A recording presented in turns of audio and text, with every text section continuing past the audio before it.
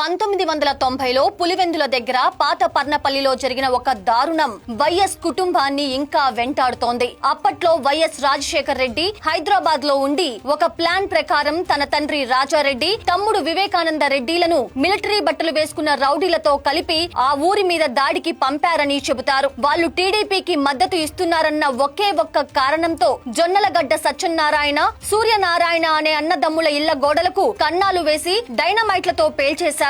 ఇళ్లను కూల్చేయడమే కాకుండా ఆడవాళ్ల దుస్తులు చించి అవమానించటం, చిన్న పిల్లలను రోడ్డు మీదకు లాగటం లాంటి దారుణాలు చేశారు. ఇదంతా రాజారెడ్డి, వివేకానంద రెడ్డి దగ్గరుండి మరీ చేయించారని అక్కడి వాళ్ళు అంటూ ఉంటారు. ఆ పేలుళ్ల దెబ్బకు ఇంట్లో కట్టేసి ఉన్న ఒక ఆవు ముక్కలు ముక్కలై అక్కడికక్కడే చనిపోయింది. నోరు లేని ఆ మూగజీవి అలా రక్తపు ముద్దగా మారిపోవటం చూసి తట్టుకోలేక ఆ ఇంటికి చెందిన బుల్లమ్మ అనే పెద్దావిడ గుండె పగిలేలా ఏడ్చింది. ఆ ఏడుపులో ఆకాశం వైపు దండం పెడుతూ, ఓరి దేవుడా, నా ఆవును అన్యాయంగా ముక్కలు ముక్కలు చేసిన రాజారెడ్డి, నిన్ను, నీ కొడుకులను, నీ వంశాన్ని కూడా దేవుడు ఇలాగే ముక్కలు ముక్కలు చేసి చంపుతాడు అని ఘోరమైన శాపం పెట్టింది. ఆ పెద్దావిడ పెట్టిన శాపమో లేక దేవుడి రాతో కాని ఆ తరువాత వైఎస్ కుటుంబంలో ఎవరు ఊహించని విధంగా వరుస ఘోర మరణాలు జరిగాయి. ఆ ఆవు చనిపోయిన 8 ఏళ్లకు అంటే 1998లో రాజారెడ్డి మీద ప్రత్యర్థులు బాంబులు వేసి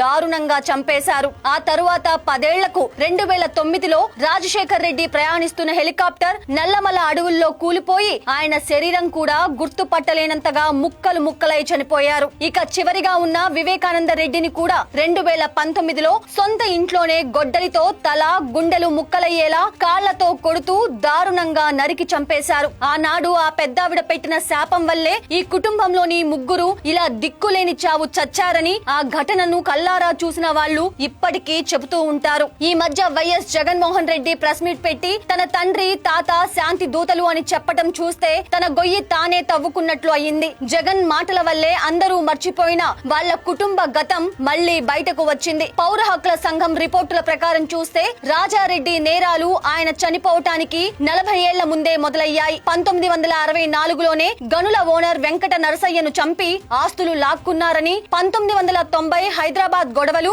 జమ్మలమడుగు కాల్పుల వెనక వైఎస్ఆర్ ఉన్నారని రికార్డులు చెబుతున్నాయి. ఒకప్పుడు ఇలా పేద ప్రజల ప్రాణాలతో ఆడుకొని ఉసురు పోసుకున్న వాళ్ళు ఇప్పుడు తామేదో బాధితులం అన్నట్టు మీడియా ముందు నాటకాలు ఆడటం అందరికీ ఆశ్చర్యం కలిగిస్తోంది.